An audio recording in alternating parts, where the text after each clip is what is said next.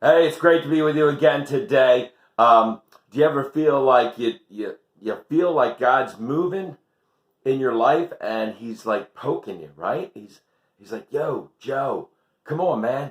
I want you to do this," and you're like, "I don't know, man. I don't. Hey, come on, Joe. I want you to come this way. Come over here. Talk to these people. Get involved with this situation, with this ministry, with this outreach. Start to work it." I don't know, man. Maybe that's just me thinking I'm, you know, I got the squirrels running around up here. Maybe it's the squirrels talking to me. Uh, and sometimes we got to understand this. Sometimes God leads us in situations that make us uncomfortable, or God leads us into situations that, man, we're prepared to deal with. There was a guy in the Old Testament, Nehemiah. He was the cupbearer for Artaxerxes. He was the king of Persia. And the Jews had been taken into captivity and were living in Persia for years and years and years, right? And the king trusted Nehemiah. And Nehemiah started praying about this because he felt like he was supposed to go back to Jerusalem and rebuild the walls of the city.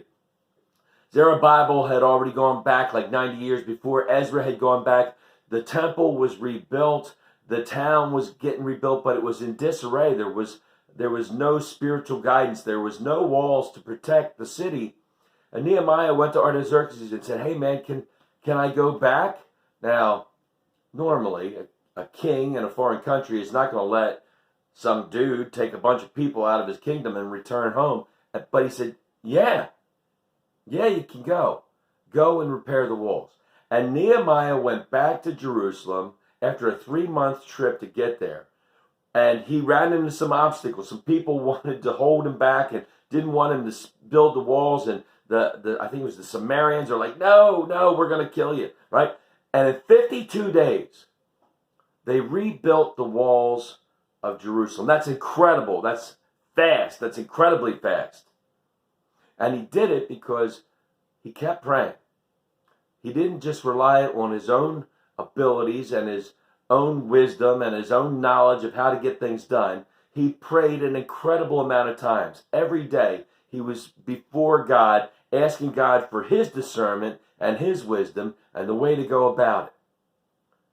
Are we doing the same thing? Do we feel like God is leading us? Do we feel like God is talking to us and saying, "Hey, man, do this," but we keep second guessing ourselves? Start praying. Get on your hands and knees if you got to, right? And ask God to give you the wisdom and discernment that we need to move forward for the glory of God. Hey, if you like all these vlogs that we've been doing, check out our Facebook page at Siloam United Methodist Church. Click the like button. Click my like button. Whatever you want. Share it to all your friends. And, hey, we can get this thing going and get her all over the place, right? Maybe your friends would like to hear the message as well. May God continue to pour out His grace, mercy, and blessings on each and every one of us. Until we get to meet again. Amen. Amen.